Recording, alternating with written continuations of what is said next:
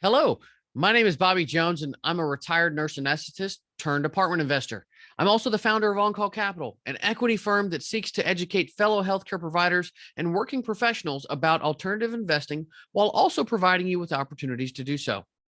Now, whenever I'm thinking about a particular investment, I like to make a list of pros and cons to keep things straight in my head. But I think it's important to do this when you're first starting out with any venture that you want to take on. On a broader scale, I like to go over the good and bad of an idea in general first.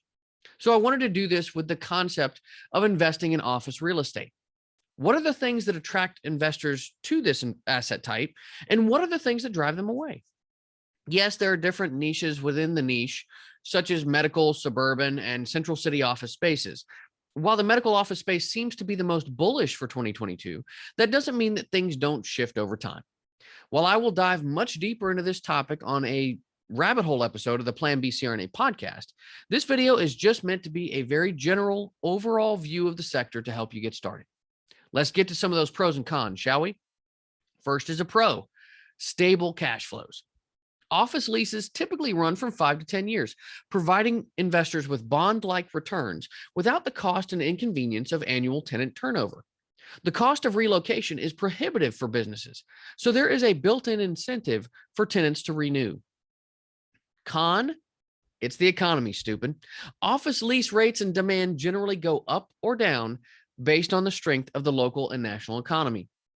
During a recession, office space needs can decline, as we've seen with the pandemic, and the rent that tenants can afford may decrease. Next is a pro. There are multiple lease structures. There are many different sizes and types of office buildings, from business parks to research and development, medical office to mixed use properties. As a result, there are multiple lease types as well, from gross leases, which benefit the tenant by including all expenses like utilities, janitorial, and maintenance, to modified gross leases, which pass through some of those operating expenses to the tenant, to triple net leases, which include monthly base rent plus a pro rata charge based on the percentage of space that a tenant occupies for the three nets of maintenance, property tax, and insurance. Each of these provide distinct advantages depending on a particular investor's objectives.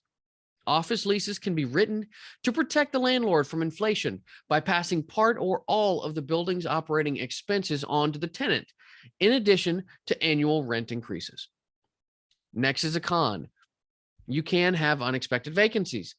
Depending on how your leases are lined up, you may encounter several vacancies at one time if tenants choose not to renew their leases or if they cannot afford to pay.